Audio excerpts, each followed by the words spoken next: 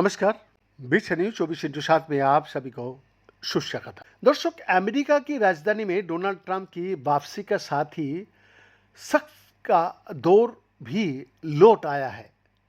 विदेशी आतंकियों से देश की सुरक्षा का हवाला देकर ट्रंप प्रशासन ने अब 12 देशों की नागरिकों पर अमेरिका में एंट्री बैन कर दिया है।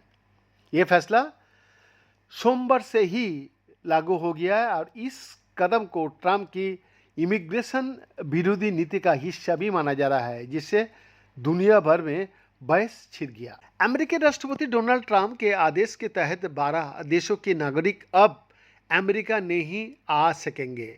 ये नया ट्रैवल बैन अब लागू हो गया है।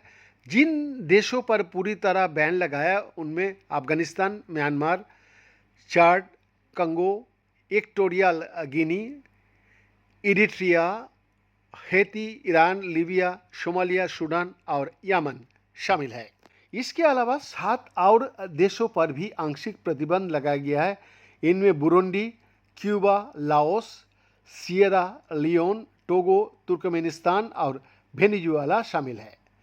इन देशों की नागरिकों को कुछ मामले में अमेरिका में आने की अनुमति नहीं मिलेगी। ट्रंप का कहना है कि इन देशों से जुड़े लोगों की पहचान करना मुश्किल है और इनमें आतंकवादियों की मौजूदगी ज़्यादा है।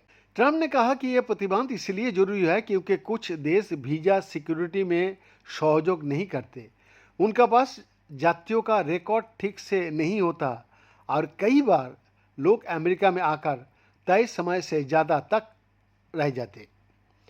उन्होंने कोलोराडो के बाउल्डर में हुए हालिया पेट्रोल बम हमले का उदाहरण भी दिया। हालांकि हमलावर जिस देश से था वो इस बैन लिस्ट में शामिल नहीं है। ये फैसला ट्रंप की पुरानी नीति का याद दिलाता है, जब उन्होंने अपने पहले कार्यकाल में 7 मुस्लिम बहुल देशों पर प्रतिबंध लगाया था। इस बार भी बैन लिस्ट में कई मुस्लिम देश है।